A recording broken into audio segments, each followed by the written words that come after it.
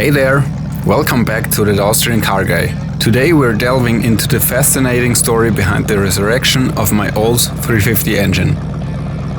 It's been a journey of challenges, surprises and a lot of learning.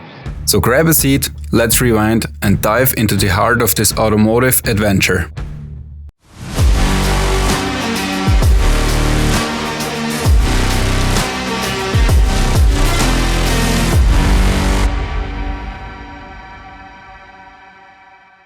Before we start, do me a favor and hit the like and subscribe button.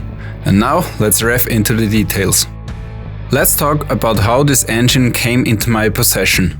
Picture this, a diamond in the rough, tucked away in a parts car.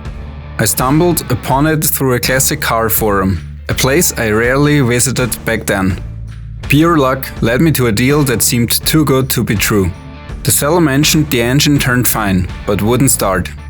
With an asking price that was unbelievably low, I couldn't resist. I saw it as an opportunity to not only grab some much needed parts, but also to dive into the world of engine tinkering and learning more about my Seville. What's amazing is that the actual issue was a faulty engine computer. A simple swap with mine, which I knew was working, and the car roared back to life. I suddenly had a fully functional engine and transmission to work with.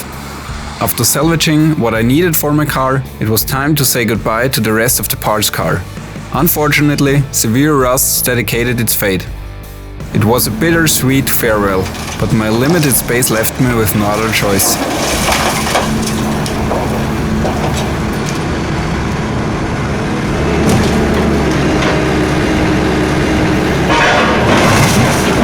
As time went on, I noticed some issues with the TH400 transmission in my Seville. Burning oil and slipping clutches signaled a need for a rebuild. I embarked on a journey of overhauling the parts car's transmission, armed with a rebuild kit, a service manual and determination. But as fate would have it, the trans replacement wasn't as straightforward as I thought. One bolt of the bell housing was too long to get out because it was too close to the firewall. This led me to a decision: take out the entire drivetrain. At that time, my self-assurance and undertaking the task weren't as advanced as they are now. Over the time my skills evolved, and so did the plan. What started as a transmission replacement snowballed into a complete frame rebuild. And then came the idea: why not turn the engine into a naturally aspirated powerhouse? As I began tearing down the engine, I discovered water had infiltrated cylinders 4 and 8. The situation looked dire. The engine was seized, but, determined to revive it, I flipped the oils, disassembled the bottom end and faced the challenge head on. I knew I needed new pistons in addition to all the other required parts. I started placing orders for the initial set of components and began working on the cylinder heads, which weren't in great condition either. The previous owner seemed to have overlooked the fact that engines benefit from fresh oil from time to time.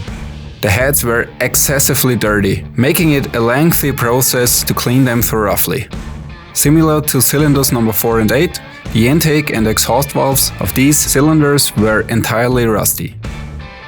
I meticulously removed the rust, undertaking a significant task of sealing the air intake ports on these heads.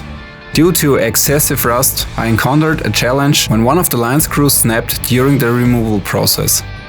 Each step presented its challenge, but like an archaeologist of the automotive world, I persevered, tackled the issues, and triumphed over each obstacle.